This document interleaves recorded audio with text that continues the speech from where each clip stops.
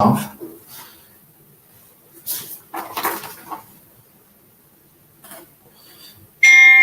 Hello and welcome to the City Club of Cleveland. I'm Dan Malthrop, Chief Executive and proud member, and I'm sorry about the little delay there as we got started. Today is September 9th. You're with a virtual City Club forum. May 4th was the 50th anniversary of the Kent State shootings, a day when the Ohio National Guard opened fire during a protest against the war in Vietnam. The National Guard that day killed 4 unarmed students and wounded 9 others on the Kent State University campus. It was a watershed moment for a nation divided by the conflict in Southeast Asia, and in its immediate aftermath, a student-led strike forced the temporary closure of colleges and universities across the country. John Backderf was 10 years old when the shooting occurred, just 20 miles or so from his Northeast Ohio home.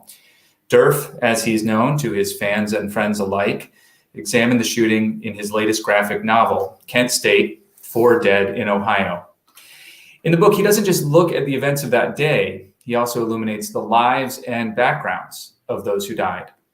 The book had been scheduled to be released in May, coinciding with the 50th anniversary of the shooting, but of course, this is 2020, so it's delayed.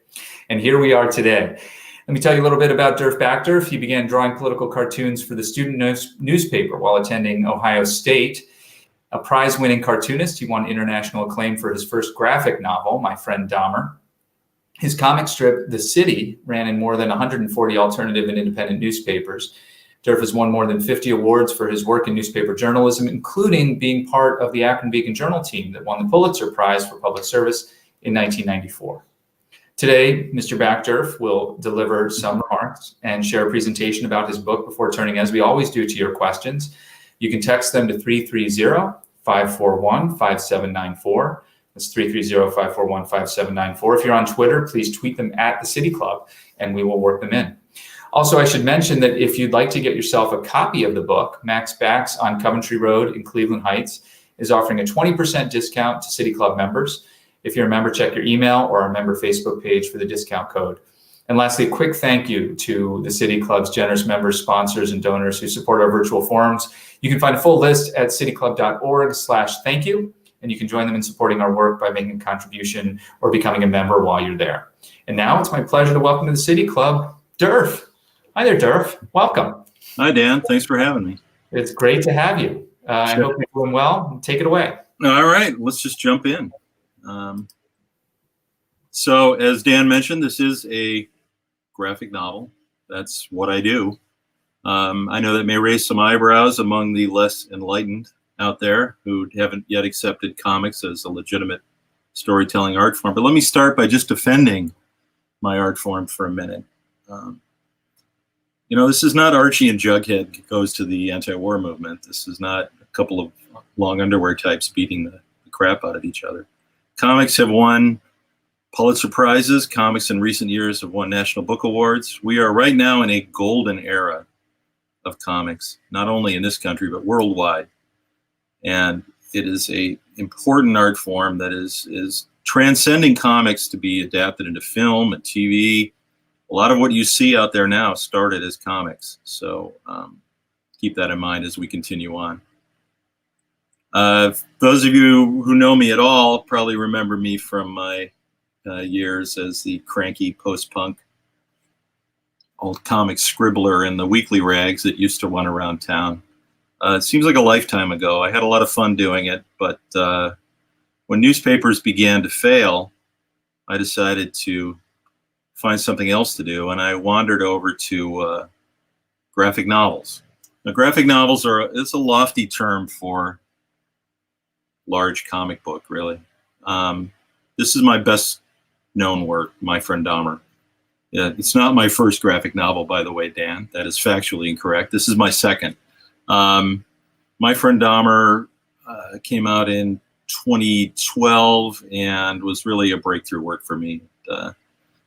It launched me into this fabulous new career and kind of proved that I was better at this than anything else I had attempted before, which of course means I wasted 25 years of my career, but these things happen. Now the Kent State story for me starts in Richfield, Ohio, which is my hometown. And it begins in April 1970, when I was 10 years old, as Dan mentioned, when the Ohio National Guard invaded my hometown. They were sent in to crush a Teamster strike, which was taking place at the cluster of truck depots by the Turnpike exit in Richfield. The truck companies tried to smash through the picket line with convoys of trucks driven by strikebreakers. Needless to say, the Brotherhood of Teamsters did not take kindly to this, and it got ugly fast. It's important to remember the context of the times, and I don't dwell a lot on context in this book, but you have to put yourself back in 1970, which was one of the worst years we've ever had. Of course, most of it revolved around the Vietnam War, which was still raging on. 1969 had been one of the deadliest years of the war, with over 11,000 U.S. dead. It was a war that was tearing the nation in two. It was bankrupting us, sinking the economy. It was really a debacle by 1970. So the streets filled with anti-war protesters, millions and millions of them, and the partisan rancor of the time easily matched that of 2020, which is shaping up to be a real sweetheart of a year or two. College campuses around the country exploded. This is Ohio State, which was actually worse, much worse than Kent State, and also had the Guards sent in fact, in much greater numbers, and was more violent. The massacre, the Kent State massacre, very likely should have occurred at Ohio State, but didn't. Cities were in flames. This is Glenville in '68, all around the country. It just seemed as if the entire American society was ripping itself in two. And of course, over it all hovered the specter of the Cold War and the threat of nuclear annihilation, just a push of a button away, and the seemingly invincible Soviet Union at the time.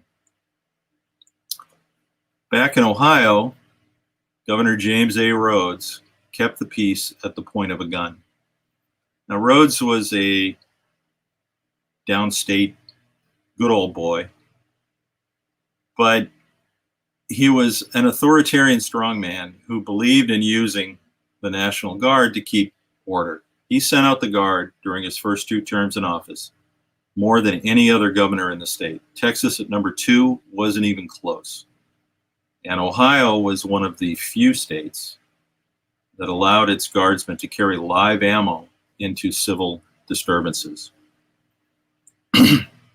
Rhodes was a Nixonian strongman. He was running, he had about to be term limited out of office in 1970. He was running for an open U.S. Senate seat, the Republican nomination for an open U.S. Senate seat. The primary was Tuesday, May 5th. And Rhodes was trailing his opponent, one of the many Tafts who have served in this country, in this state. As the election approached, Rhodes was desperate because he was about to be out of a job, a government job, for the first time since the 1930s. So striking Teamsters were really the perfect way for him to energize his Republican base by bringing the boot down on them.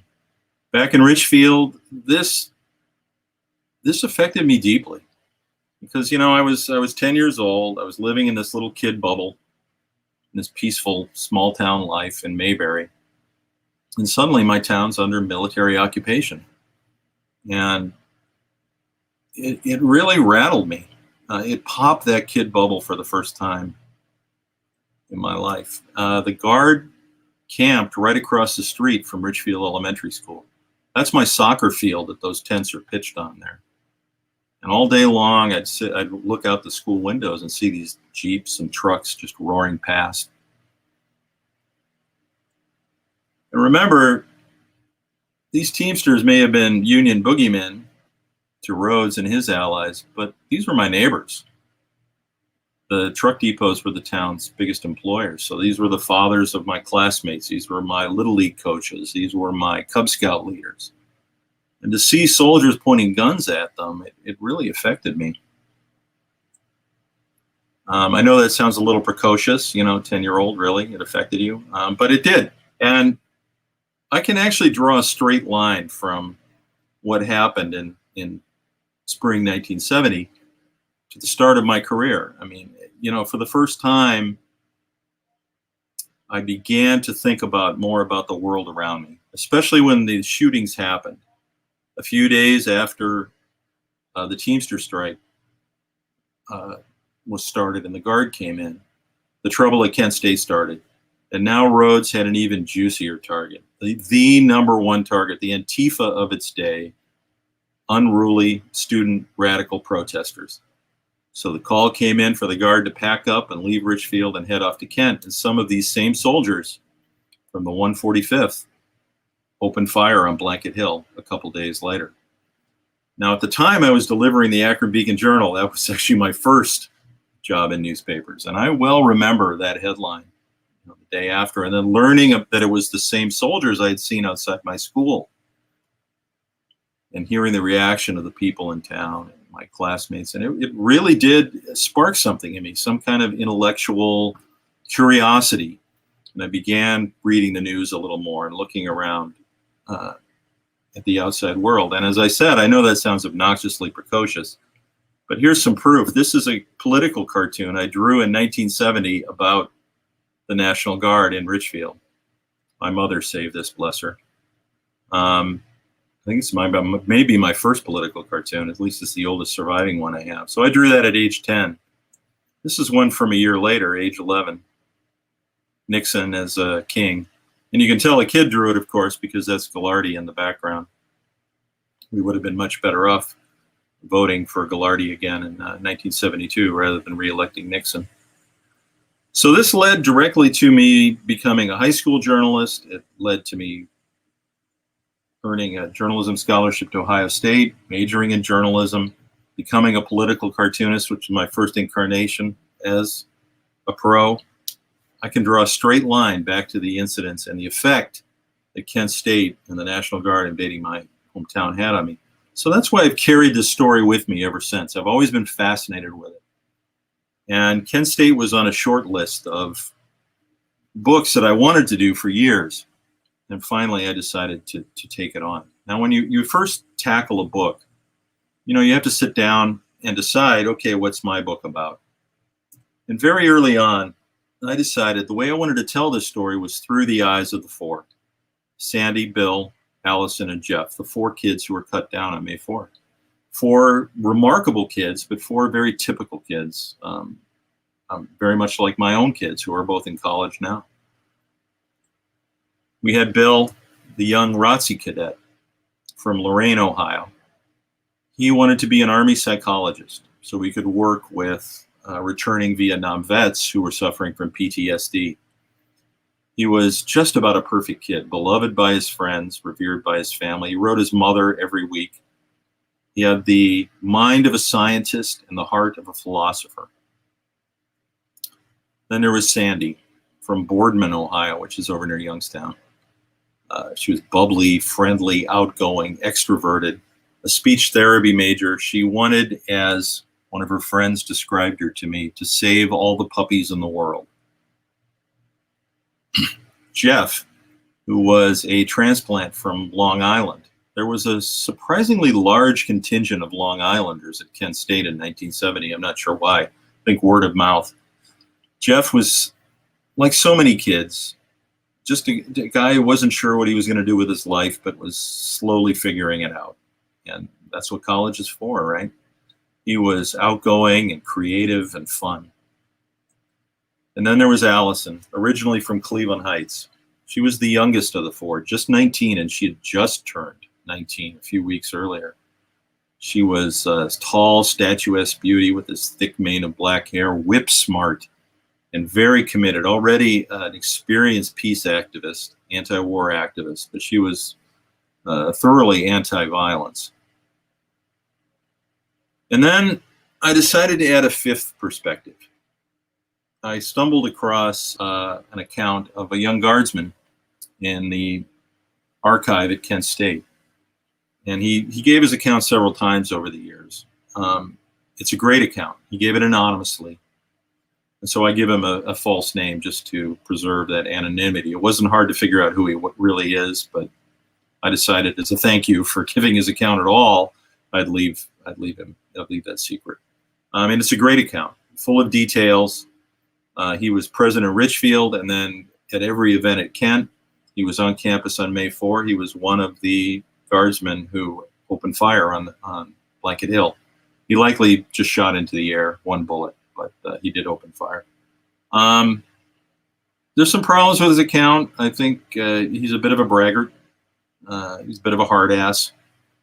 He exaggerates some things. He's untruthful about a key point, but otherwise it's a really wonderful account. And I really had no choice here. He's the only guardsman, the only shooter specifically, who has ever given his account. The rest have maintained their silence. Many have taken their secrets to the grave with them. So the story really begins on April 30th. The structure of my book is it's 4 days, May 1st to May 4th, but the story really begins on April 30th when Nixon went on the air and stunned the nation by announcing that U.S. troops had just invaded neighboring Cambodia to hunt the North Vietnamese who were stationed there. Now, Nixon had promised just a few months earlier that we were withdrawing from Vietnam, and now here he was invading another country. The next day, college campuses across the nation exploded in violent protest. Remember, the Vietnam War was not a war, as all wars have been since in this country, fought by volunteers. Half of the troops in Vietnam were drafted, forcibly conscripted. It was the bane of this generation, this fear of being dragged off to die in the jungle. And it was a very real fear. As I said, the violence at other campuses was much worse. Ohio State exploded shortly after, actually the day of Nixon's announcement. OU had a lot of problems, Miami. Kent State, the day started very sleepily. There was just a brief sort of street theater rally on campus where a group of grad students buried a copy of the U.S. Constitution to protest Nixon's actions and announced that there would be a larger anti-war rally to be held the following Monday at noon in the same spot. That night, however, trouble flared up, and this is where it all started. A small group of anti-war student radicals, maybe 50, whipped up a crowd that was gathering in the Water Street Bar District, large crowd. It's kind of spilled onto the streets. A lot of anger, a lot of beer. And these radicals managed to get things going. And there was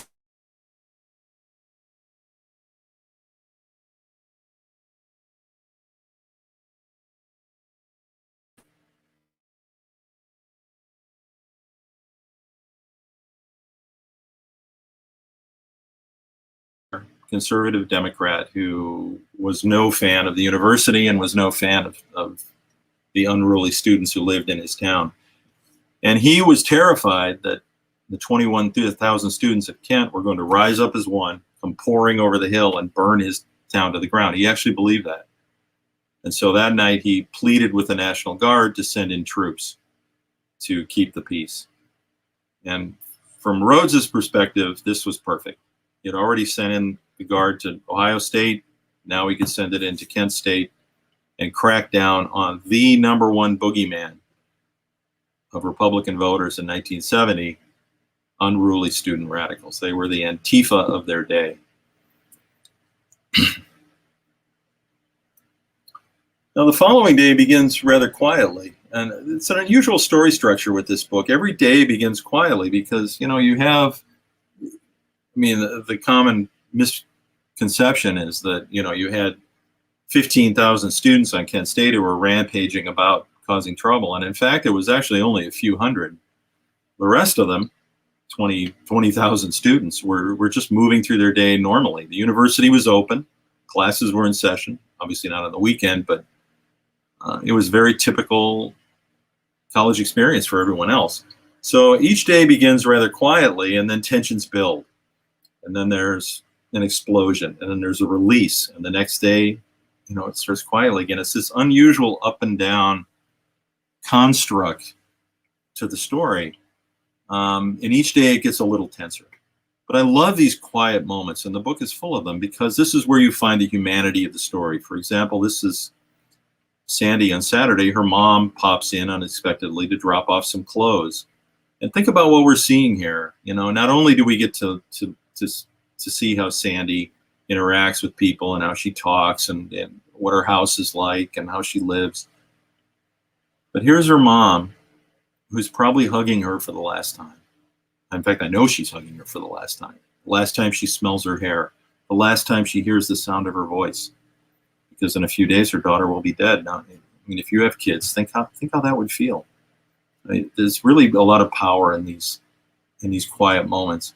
And I believe that it's really important to in showing it this way and showing it through the eyes of the four. I'm taking the reader and putting you on the ground with them. And you see what they see and experience what they experience. And one of the four, well, actually the five with the guardsmen, was present at every incident that happened. They weren't necessarily taking part, but they at least were around. And we see that unfold through their eyes. And I believe that makes history very personal. And when you make it personal, that makes it emotional. And I wanted people to feel this history. The next evening, more trouble. The same group of radicals had long wanted to burn down the ROTC building. Now, Kent State had a small but very active SDS chapter, Students for the Democratic Society, was the main student protest group. But SDS was finished by 1970. It had consumed itself in infighting and torn itself to pieces. Kent SDS was also finished. The university had thrown it off campus. Its leaders had been jailed. And in fact, it just gotten out, but they were barred from campus. But there were still a few members still on campus, obviously, and taking action. But they long wanted to burn the ROTC building down, and they pulled it off on this night. It was an old Army field hospital that had been repurposed as a ROTC building. And they somehow managed to set it aflame, and it went up like a match. And at this moment, the National Guard poured onto campus. Now, another misconception is that the students burned the ROTC building and then the Guard was sent in because of that. That's not true. The Guard was already on its way. In fact, the Guard was already in town when and they were, gathering on the edge of town to march onto campus when the ROTC building went up. The decision had already been made to bring the Guard in. And the key point here is that the Guard swept across campus. Keep in mind, this is an open university full of kids. And they attacked any student that was outside. They gassed them, they bayoneted them, they arrested them, they beat them with rifle butts, they chased them. Even if they had nothing to do with what was happening on campus, even if they were as surprised as anyone to see this pillar of flame. It was really a huge overreach, and it wouldn't be the last one. The next day, the Guard settles in. There are checkpoints everywhere. The campus is basically under military occupation, and the students are not happy about it. And tensions rise throughout the day. It gets a little tenser with each passing day, as I mentioned. That night, there is a sit-in. A group of 500 students marches off campus onto Main Street, violating curfew because campus curfew is midnight. The curfew in town, which is technically Main Street was 8 p.m. So they came out to defy curfew, sat down, and demanded that the Guard end its military occupation of campus. Keep in mind also, this is Sunday night, so all of the students who had gone home for the weekend are now pouring back to campus and find themselves on a John Wayne film set. I mean, these kids have done nothing. They weren't even there, but people are pointing guns at them. People are ordering them about, demanding their IDs. The mood was sour. But it was at this moment that the authorities had the chance, specifically the Guard, had the chance to ease tensions and really diffuse the situation. And I see a parallel here with what's happened with some of the BLM protests. And instead of diffusing the situation, the Guard attacked. It was called the Night of the Helicopters. And there were 3 helicopters that roamed the skies overhead, dropping tear gas on anyone they saw outside, not only on campus, but also in the surrounding student neighborhoods. And students were bayoneted. There were probably upwards of a dozen students bayoneted, beaten, gassed, chased all over campus. Again, it was even worse than the previous night. And it was at this moment that the whole situation flipped on its head. It became, now it wasn't an anti-war uprising. It was an anti-guard uprising. It was the students versus the guard from this point forward. And the guard, exhausted, overworked, ordered around by incompetent officers and a governor who was trying to win an election, they were fed up too. It was an ugly situation.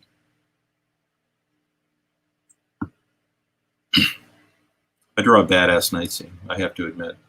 This book was some really tough drawing, as you can tell so far. Crowd scenes, night scenes, military scenes, nothing I've really tackled before. I spent a lot of time down in Kent doing live drawings, taking reference shots. For example, this one came to me as I was, this is a splash page that ends this chapter. I was just walking along the edge of the tracks there up on the right. I had actually been at Bill's house, which was further down, taking some reference shots. And I was walking down this stretch, and I was like, this scene came to me. I thought, man, that'd look great. I was really happy with the way this one came out. So, you know, there's something to be accomplished by putting yourself in a space as an author, putting yourself in a space and just kind of taking it all in with all your senses working and see if inspiration strikes. So that brings us to Monday, May 4. And the day again begins quietly. Now, Bill sleeps through his alarm. He puts on his favorite outfit and he heads off to class. He has a test in ROTC class, military strategy, fittingly, so he can't delay. As I said, the university is open, and this is a key point because most of the students attending the university had student deferments, the male students. They kept them out of the draft. Well, to keep your student deferments had been pared down a lot. There were more restrictions applied the previous fall. To keep your student deferment, you had to keep up your grades. If your grades fell below a certain class level, you were exposed to the draft. And 2 or 3 months later, you could find yourself walking through the jungles in Vietnam, wondering if you were going to see the next dawn. It was a very real concern. So it was literally, for these students, a matter of life or death that they go to campus on Monday, May 4. But Rhodes had dictated that there could be no student gatherings on Monday, May 4. He wanted to head off that rally, and he wanted to prevent any further gatherings. Well, what's a student gathering? Is a classroom full of students a student gathering? Is a cafeteria full of students a student gathering? Are students walking together from dorm to classroom? Is that a student gathering? Unclear. And the guard had no idea what he meant either. If you're looking for a villain at the heart of the story, it always comes back to James Rhodes. And Rhodes paid no penalty. He was reelected twice. He never really explained himself or answered for what he did this weekend, which was really political posturing to win an election. And that's really, I think, the hardest thing of all to justify. Sandy also had a test that morning. It's midterm week. And she was despondent that her dog had chewed through its rope and wandered off, but she didn't have time to go look for it because she had to bustle off to that test. And so as noon approached, for the first time in the story, all 5 of my main characters come together on the Commons at the same place at the same time. And the stage is set for tragedy.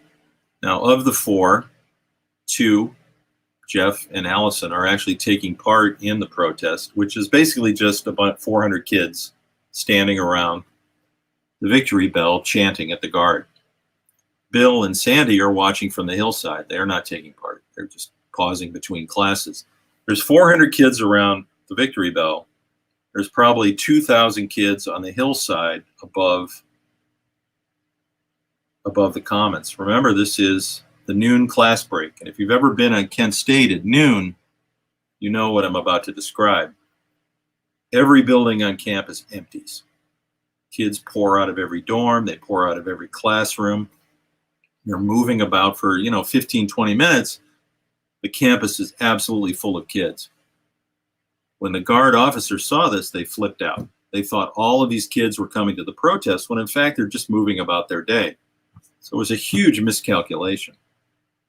And the general in charge of the operation that day, a guy named General Canterbury, Brigadier General Canterbury, who was the second in command of the entire Ohio National Guard, he ordered the commons to be cleared. So instead of just letting them chant and go on their way, he attacked. And everyone was gassed, and then the guards swept across the commons with bayonets. Now, Canterbury, who's the gentleman at the bottom in the suit, was later described by the Scranton Commission, which is the presidential commission that investigated the shootings, as quote-unquote a disaster, whose decisions were quote-unquote highly questionable. It was a debacle, and he was just an absolutely competent. Canterbury actually rose to fame leading the Guard unit, which was the 107th Armored Cav, which was based in Cleveland, leading the Guard unit that stamped out the Huff Riot back in 1967. He'd been promoted to Brigadier General. He was a career paper pusher. He had never seen combat. And his actions this day are just inexplicable.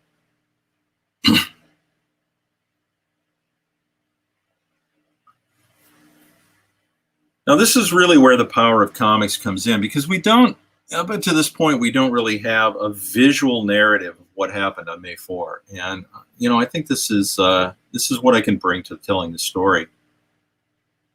We have great photos. I mean, we have those iconic photos of the day, some of the most famous photos ever taken.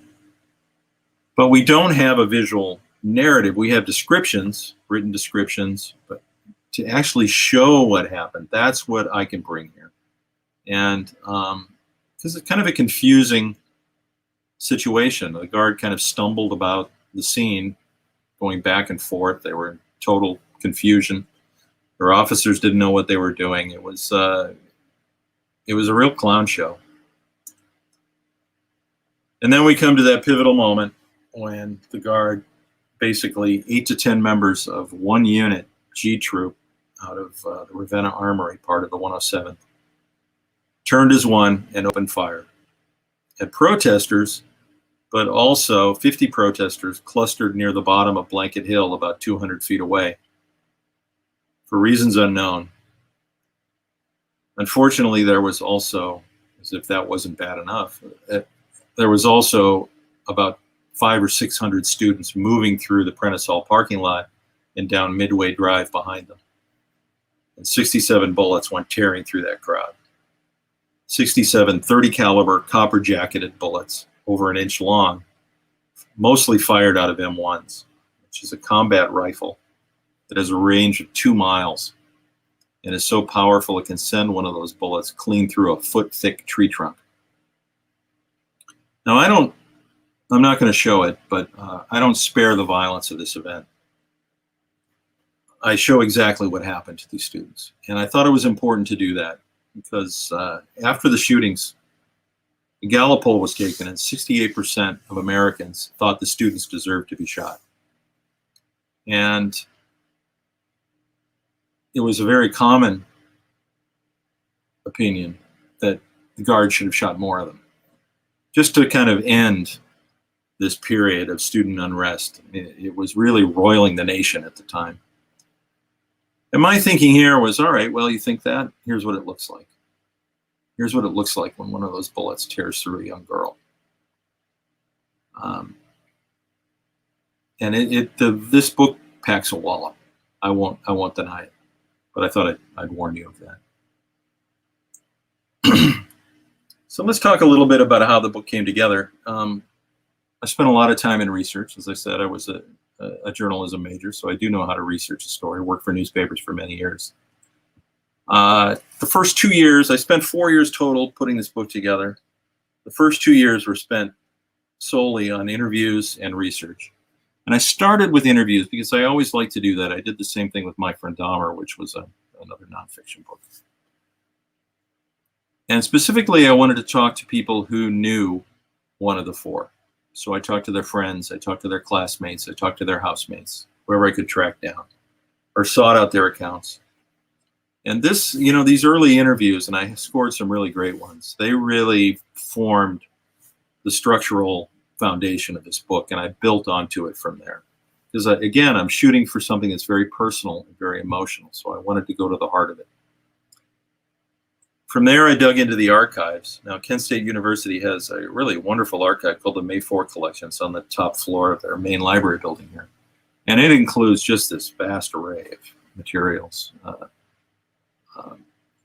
Eyewitness accounts, police reports, the president's papers, the mayor's papers, testimonies, news accounts, photos, you name it. There's a second archive at Yale University, which was the result of the civil trials of a few years later. The parents of the slain students sued the state of Ohio over the deaths of their children. And so all of this material from deposition and discovery went to Yale because the families did not want it kept in Ohio because Rhodes was back in power by that point, so it's understandable. So between these two archives, it's literally a mountain of material. The challenge was actually digging through this mountain to find what I wanted and find what I needed, not just searching for material as is the case with other stories. I spent as long on visual research as I did on any kind of other research because this is, after all, a visual medium. And this is a period piece, 50 years in the rearview mirror. I'm capturing a very small moment in time, this 4 days in May. And if you've spent any time in a college town, you know how quickly colleges and campuses change. So it was a real puzzle to figure out what was there, what was not there. For example, Water Street, which was the student bar district where the riot happened on Friday night, it's largely gone. Most of these buildings are gone. All the others are empty. So I had real trouble finding photo reference for this because no one took photos of it because who cares? It's just a bar district in Kent, Ohio. And we had a different relationship with photography back then. We didn't shoot as many photos as we do now. You don't hold up a cell camera and fire off 100 shots. You had to have a camera and film and processing and developing and printing. So it was a completely different relationship. I'm kind of proud of the way that I found it. I looked around for months and months and months to try to find photo reference and was coming up blank. And then I found it in an unusual way. I found this YouTube clip. This is a documentary, TV documentary, made in 1971 about Kent State. That's E.G. Marshall, the actor. I think in 71 he was the voice of Timex, wasn't he? Timex commercials. Anyways, he's on Water Street talking about the Water Street riot, and there it is. There's Water Street. And so I have the signs, I have the facades, I have what it looked like, and I was able to recreate it. And this is important to me to get it right. As I said, it was a real puzzle piece. I'm sure I've made some mistakes. In fact, I know I got one roof line on campus wrong. I'm sure someone will call me on that. But I really made the effort, and it took months and months.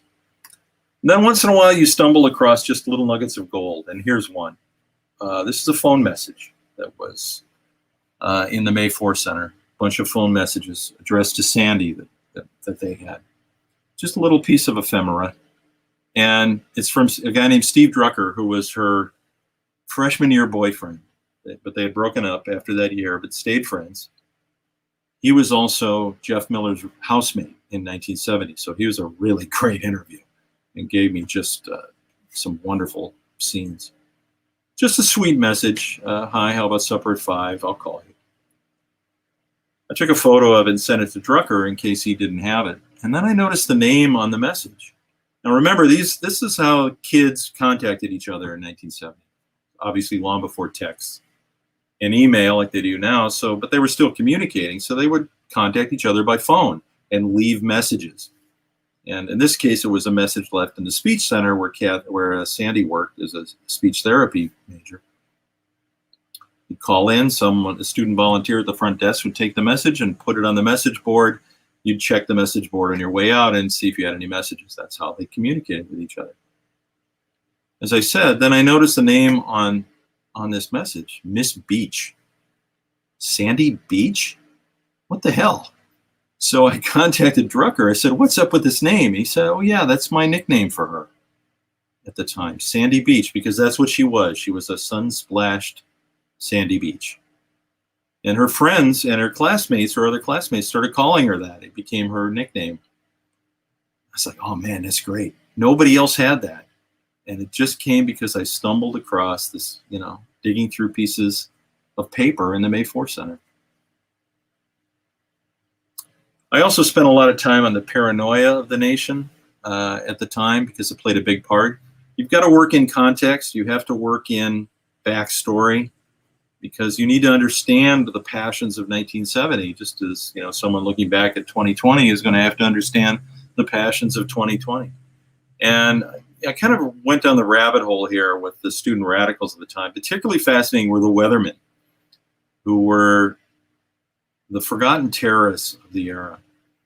This was the extreme radical fringe of SDS who had somehow managed to take over the organization in a parliamentary coup and destroyed it in the space of about 5 months. By January 1970, SDS was finished. Then they went underground and began a bombing campaign that went on for several years. It was remarkably effective. They bombed the Pentagon. They bombed the U.S. Capitol building. They were the '1 monster in the eyes of the public. And they had a huge presence in Cleveland. In '69 and 1970, there was a very famous, infamous rampage in the Severance Mall in Cleveland Heights when the Weathermen smashed a bunch of windows. Of course, our Thinker was bombed in front of the Art Museum in spring 1970, if not by a Weatherman, at least somebody inspired by the Weathermen, because bombs were their thing. So everybody was talking about the Weathermen in 1970. The reality was they were kind of a spent force. There was only 100 of them. They were all underground, hunted by the FBI. But the paranoia, the fear of the Weathermen was driving a lot of stuff that happened in May 1970.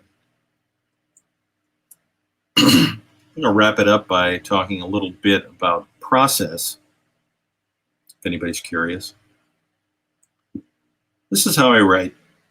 It's always words and pictures together. So I write in what's called thumbnails. These are little pages that I just scrawl on sketch paper. And I work in the dialogue and whatever I'm trying to come up with. And I see these scenes very clearly in my head. They're like little film reels. And from there, I go directly to a pencil. It's a very detailed pencil. And this is the most time-consuming part of the process, because this is where I pour in all my visual research. The bottom panel, for example, you see that's Sandy Street, and that's the actual street. You got period cars, you got period clothes. This is where it all comes together. So this takes a long time. You can see from the thumbnail, if you can follow it, from those stick figures to real figures, that's pretty clear. I mean, I changed some angles, but there. Then I add the inks. Then I scan it into the computer and add the finishes. So it's a 4-step process. Pow, pow. But it comes together very cleanly. I don't spend a lot of time composing pages. It's all very instinctual at this point from a lifetime of making comics pages, but it does tend to work out. Not that every page is this easy. I mean, there are some pages that I had to redraw 3 or 4 times, or have patches, or make corrections. But when it's working well, when I'm having a good day, it comes together very quickly. Here's another one. This is a double-page spread, because it's really important to show to think about 2 pages at once, because when you open a book, you're looking at that's the first visual you see, those 2 pages hitting you at once, and then you start on the top left corner. So again, this is another thumbnail. And from there, the pencil. Now I know this is a night scene, so I know what I'm going to do here. In terms of the ink, you see sometimes little X's in some of the blank areas. That means I'm going to fill that in with black, just a little note to self, sort of say. And I know this is going to be a scene with fire, so it's going to have some very dramatic lighting. And when you make the transition from pencil to ink, that's when it really all comes together. So you go from thumbnail to pencil to ink. And that's how one of these books comes together, but it's, 250 thumbnails. Probably took, I don't know, 4 or 5 months to write the book. Then 250 pencils, then 250 inks, then scan it in 250 times and do 250 finishes. And that's how a book comes together.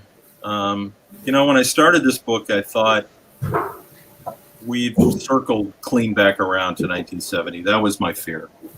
And it's only become more relevant since I turned it in last fall. And we've circled around and learned very little in the process, apparently. The same rancor, the same suspicion, the same paranoia we're seeing play out today, the same political grandstanding. And I truly fear that we are very, very close to another Kent State. So this book was always meant to be a cautionary tale. All right, Dan. All right, Def Backderf, ladies and gentlemen. There's a round of applause happening in home offices and dining room tables across the region right now. I was taking like really dorky screenshots with my phone because I'm not very agile, but that was amazing. Thank you for sharing, especially the process picture. Thank you. Getting to see those is really, really remarkable. I want to invite everybody to, if you've got questions, please text them to 330-541-5794. And you can tweet them at the City Club and we'll work them in. I want to ask you a few people were asking about the relevance for this moment. You addressed that a little bit, but I want to invite you to talk a little bit more about it. I mean, when I think about Kenosha and Minneapolis and over 100 days of protesting in Portland, Oregon, that became about the National Guard. In Portland, it really literally became a protest against the Guard after the George Floyd protest. Yeah, it's chilling. I mean, watching all of this unfold over the summer has been slow torture. This book was supposed to be out last spring, as you mentioned. And I know this is petty, given everything else that's happening in the world.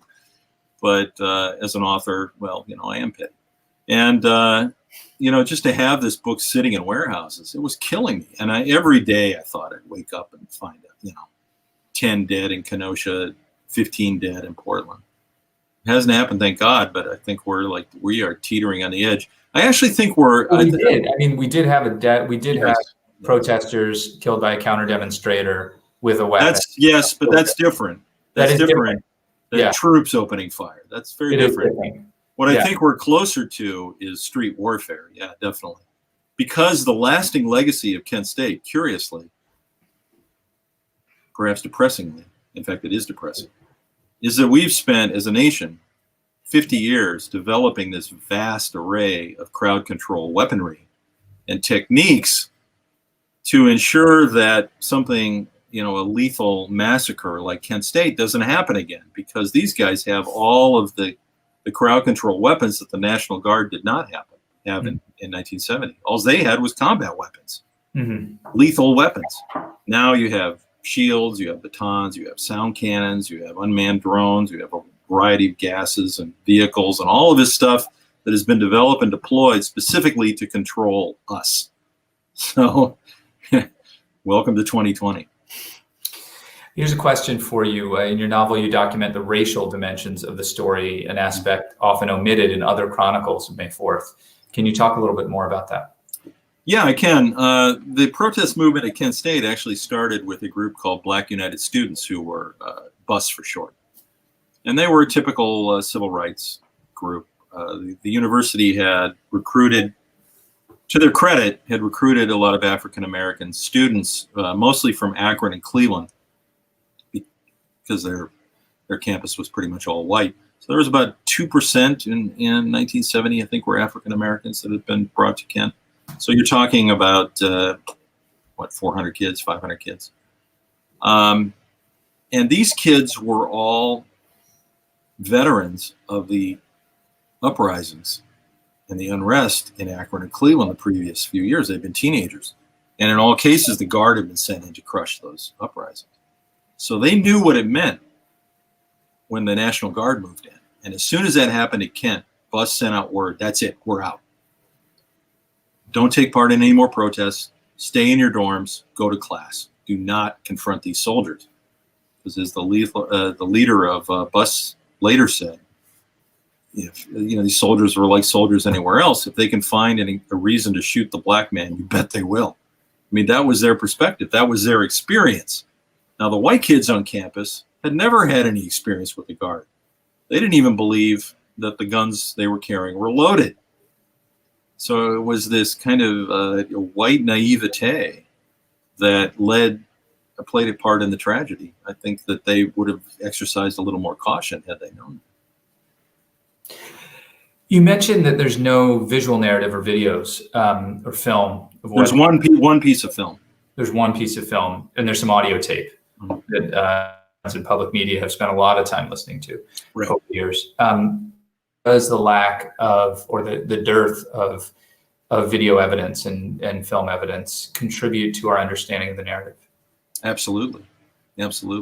Mainly because there's one piece of film, and it's a wonderful piece of film. It was shot from the Tri-Tower, so it was high up, and it was shot over the parking lot, and you see Blanket Hill, and you see the Guard at the top the moment they turned and fired.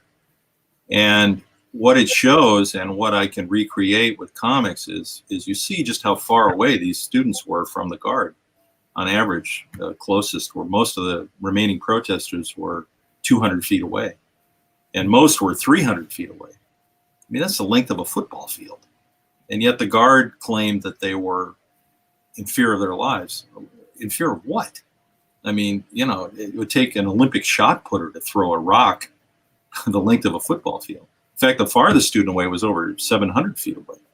And the film footage really shows that, but that didn't come out for a while after the shootings. And I mean, the photos came out, and I think that raised a lot of suspicions. And in fact, the Scranton Commission did say that the shootings were justified based on that photo evidence. But with comics, I can clearly show just how far away these kids were from the people who shot them. Mm-hmm. In this, just to follow up on that for a second, I mean, this is such a pivotal moment for Ohio history and for Northeast Ohio. It's the kind of moment that brands a place, right? That seared in our collective memory. It's not quite the same for the rest of the nation, and in particular, if you grew up here, if you're a younger person, you grew up here, you know about it. But if you grew up in California, if you grew up in New York, this might not be something you're aware of, and and I mean, your book, I mean, is part of the mission of the book to That's why we write history. Yeah. Yeah. Yeah, that's true. I think that most people that I talk to know something about Kent State. They don't know the complete story. Yeah. So that's, what I try to bring. The book already has 4 foreign translations, and it's already in its second printing in France. It just came out. So they're very interested in it. Now, I have a pretty good reputation there. It's a great comics country, but and I've had a number of hit books, but they're very interested in this book, obviously, because they're having their own protest movement, the Gilets Jaunes, and what's happened there. You can see the parallels. So it's just a great story. I mean, it's such a powerful story, and hopefully I've told it well enough that people will be interested. Well, and I'll remind people that if you want a copy, you should hit up Max Backs on Coventry. If you're a City Club member, you get a discount. Even if you're not a City Club member, you can get signed copies too. They have a link there for signed copies. Yeah. Your point of view as a father yourself, you talked about I sensed you slowing down as you told the story of like smelling her hair for the last time and all of that. Can you talk about how that informed the story you wanted to tell? Well, yeah, because my kids are the same age. I mean, my daughter is 21 years old, so she's the same age as Sandy. Yeah, when you write, you have to almost employ a bit of method acting. You kind of put yourself in the place of some of these people. I tried to imagine, to conjure up the emotion I needed for certain scenes, what it would be like if I got that call, or my daughter was dead. And so that sticks with you. I mean, I think any parent can feel that, or any friend can feel that. I mean, literally, what would you do if you saw her dead on the ground? I mean, the Neil Young line really goes to the heart of it, because the students of 1970 as well are still carrying this. The people that I interviewed so often broke into tears when telling me their stories. It still carries a real impact, even half a century later. Can you talk more? We had this other question earlier too about your process and how you collected all the information. When did you start? When did you know you were writing this book? And it's been on a list. It's been on a list of books I wanted to get to for a long time. I mean, like I said, I've carried it with me since I was a teenager. I've read a lot of books over the years and a lot of articles, and, whenever stuff came up. So it's always been an interest of mine, fascination, really. And I've attended a number of commemorations over the years at Kent State. So yeah, it was right after my last book, which was this kind of raucous comedy about my days as a garbage man. And I was sitting down trying to think of another great book, Derf. Oh, thanks. And I'm sorry that I forgot to mention the punk rock. That's right. It's my bad. Yeah, that's your bad. You'll pay for that later, Malta.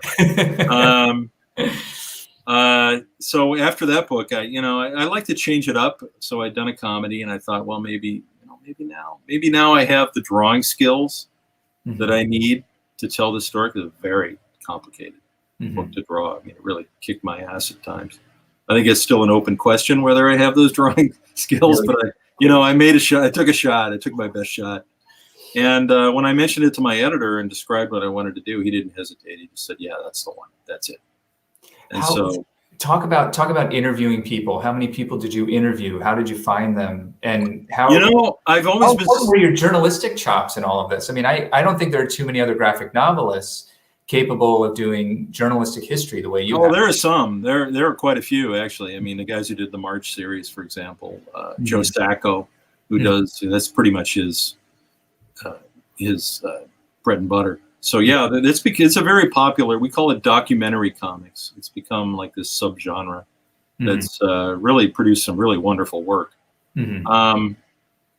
Yeah, I mean, this is how I learned to tell stories. This is how I was trained to tell stories. So I've always used it. Even when I'm writing fiction, I tend to interview people who are there and talk to them about it. There were a lot of people to talk to. One thing that struck me over the years was how many people I knew in my daily life who were there. I mean, people in the arts, obviously, Candace was and is a huge arts hub, and a lot of people tend to stay in the area. So I knew a lot of people from that, people in the media, obviously, people who had been there covering it, or some who had been in journalism school there. And then even people in the comics business. I was surprised when I stumbled across some people. Oh yeah, I was there at Kent State. And, so I got all their stories first, because these are people I know, these are people I befriended, and I had that connection. And then I just kind of fanned out from there. They introduced me to other people, and I tracked down people. I wasn't able to get all the interviews I want. There are people that don't want to talk. There are people that have never talked. But, a lack of people to talk to is not a problem. No. That's great. Well, Derf, I congratulate you on the book. Thank you. Doing a lot of other appearances around the country from your home in Shaker Heights. Yeah, from remotely. Yeah, I had a 40-tour international book tour go up in a puff of smoke in the spring. So yeah, that's 2020 right there. Yeah, it is, man. Well, so let me encourage everybody again: buy a copy for yourself, buy one for a friend, send it around the world, and remember that John Def Backderf is one of our local heroes here. in Cleveland, Ohio. Derf, thank you so much for being a part of our forum today and bringing the book to life, really. Well, thanks for having me. It's been great talking to you. You too. John Def Backderf is an American cartoonist and author of Kent State, 4 Dead in Ohio, a graphic novel that is out now. And he's the author of many other graphic novels as well, including My Friend Dahmer, Trashed, and Punk Rock and Trailer Parks. Our forum today is part of our Authors in Conversation series, which is sponsored by the John P. Murphy Foundation and by the residents of Cuyahoga County through a public grant from Cuyahoga Arts and Culture. City Club virtual forums are sponsored by Bank of America, the Cleveland Foundation, Eaton, the George Gunn Foundation, KeyBank Nordson, and the Northeast Ohio Regional Sewer District, as well as PNC, along with many more generous members, sponsors, and donors that you can find at our website, cityclub.org/thank-you. You can join them in supporting our work when you visit there, and you can make a contribution online or become a member at cityclub.org. I'm Dan Malthrop. Stay strong, stay healthy. Please wash your hands and keep your distance and wear a mask, and stay close in your hearts if you can't be close in person. Our forum is adjourned, and I don't have the gong, so just imagine it for a second. And we're done.